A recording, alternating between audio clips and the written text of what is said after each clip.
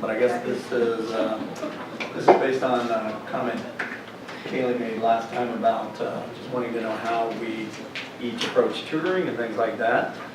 And so I thought back, reached back in my bag of tricks, and I thought, okay, I remember my Comp 1 class, or Comp 1 or Comp 2, either one. I would always tell them that the most important thing in my class was probably the second day of class. Because on that day, I would sit there in front of my students and I would grade a paper right in front of them. I would put it up on the board. Of course, this is old school days. I would have the overhead, and I'd have my little flimsy see-through paper that a student wrote, taking the name off of it nicely. But I would set it down on the overhead and I would sit there and just grade a paper right in front of them and ask them if they had any questions, things like that. So I thought that would be the thing that we could do today. Now, I got to tell you guys, these are bad examples I brought you today. We see many wonderful examples of great writing in the Writing Center, but these are not those. I brought the examples that are going to be the easiest to look at and talk about, just because there's plenty of things in these papers to talk about. I think we all have different tutoring styles and the way that we grade and look at things, and the way that we tutor and market papers and things like that. I've noticed that mine's a little bit hands-off, and that's just because I'm kind of old school. I think that students ought to have to write on their own papers. That's how they learn things. To me, that's the most valuable. Plus, I find that my handwriting is sloppy, and they can't read my handwriting anyway. So I figure if they write on the paper, at least they can read their own handwriting. So when they go to revise it, they can read it and understand it. Now, when you get up and present your own papers and things like that, you guys can show your own style. But that's kind of my gist. When I used to grade papers in Comp 1, Comp 2, I would always do sort of a two-tier process, a two-step process. I would do the objective stuff first. So I'd do a first pass on the paper, just reading objectively for things, grammar, syntax, spelling, punctuation, all that kind of stuff. So that's what I would grade first. Oftentimes, on many student papers, that was enough. When you get to 10, 20, 30 errors by the end of the first page, you're like, man, I'm going to abuse this person if I even make a comment about content. But if it didn't have too many errors and stuff like that, just in the writing center type stuff, grammar and syntax type stuff, then I would go on to content and make comments about whether or not this worked or that worked in the paper, depending on what kind of paper it was. In Comp 1, we would typically do what we do here in Comp 1 still, so that's pretty consistent. We would do narration, description, exemplification, and then we would do one research paper in my Comp 1 class, and that's pretty typical of what we still do in Comp 1 here today. So that hasn't changed in 10 years or so since I've taught it. And then in Comp 2, we would, of course, divide it up based on what type of paper they were writing. We would do short stories, and we would do poems, and we would do drama, and then again, we would do the research paper last. There are word requirements that they have to hit in Comp 1 and Comp 2, which are important, and then I try to keep in mind they have to write like 4,000 words a semester, and I think that's pretty consistent with today. But anyway, let's pretend like this is day 2 of a Comp 1 or Comp 2 class, right? And as I tell them, this is the most important day where I'm going to sit here and grade a paper in front of you. And I would literally do it. I would usually pick one that was obvious, that had one mistake. And that's unfortunately what I brought for you today. It's ones that have lots of mistakes, and you're going to groan when you see these and go, oh, I'll just hear the inward groaning. You guys are going to be sad, but I mean, these are by no means all the ones that I've collected. I've collected tons, a lot of good ones, a lot of bad ones. These are just a few examples.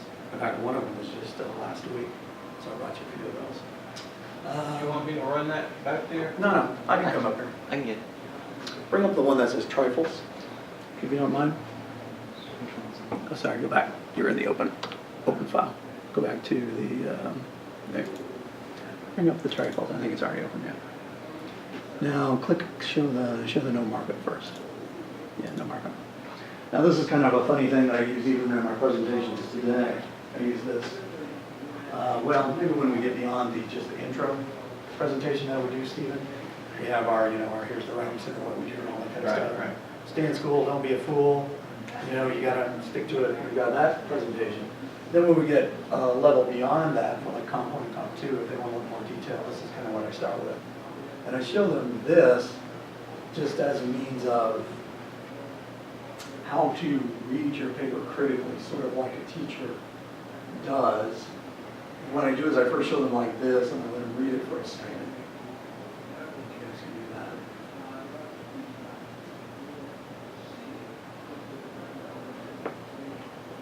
And I tell the students, now this is how you, when you turn in your paper, you think, okay, it looks fine, it looks cool.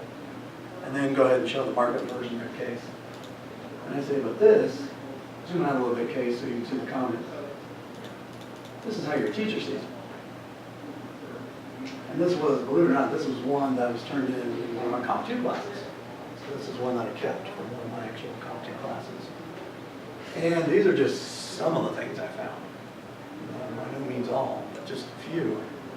So these are some of the things that I would have, that I actually did mark on this paper that I didn't like. I would tell students, I remember in Comp 1, I would tell them, these are, sometimes they're good things, sometimes they're bad things, but these are things that I disagree with.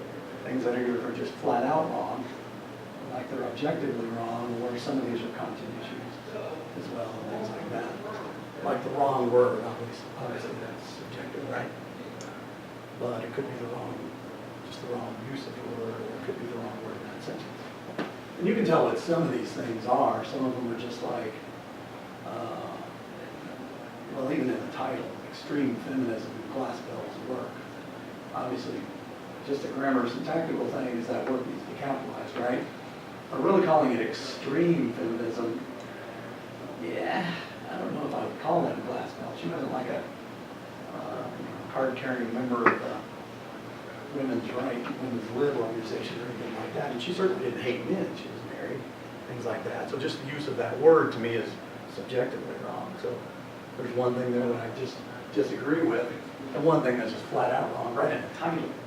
I mean, you haven't even gotten into paragraph 1 yet, right?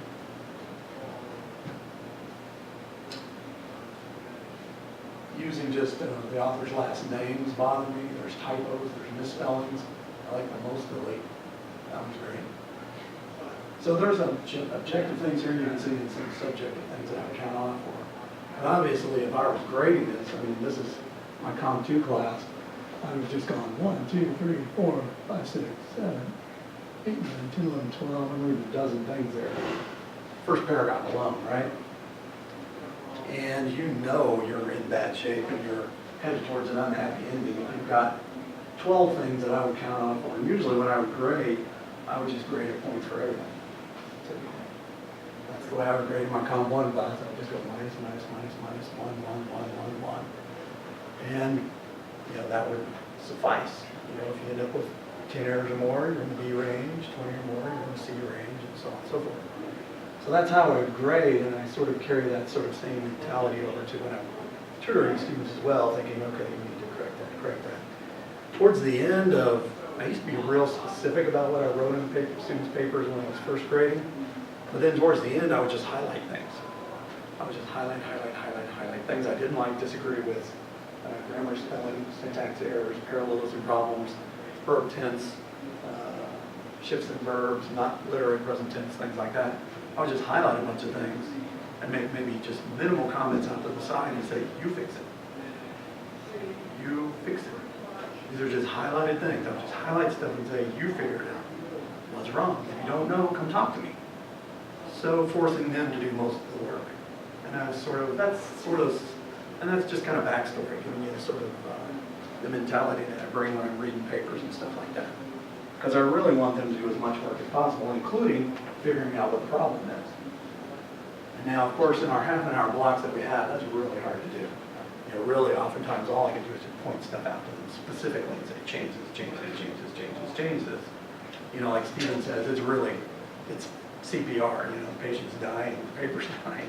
And really, all we can do is just say, change some stuff. But my preference would just be to highlight things and say, you change it. You figure it out. What's wrong? What do I not like? What would I count off for? I'm counting off a point here. It's important to you. Figure it out. Ask me.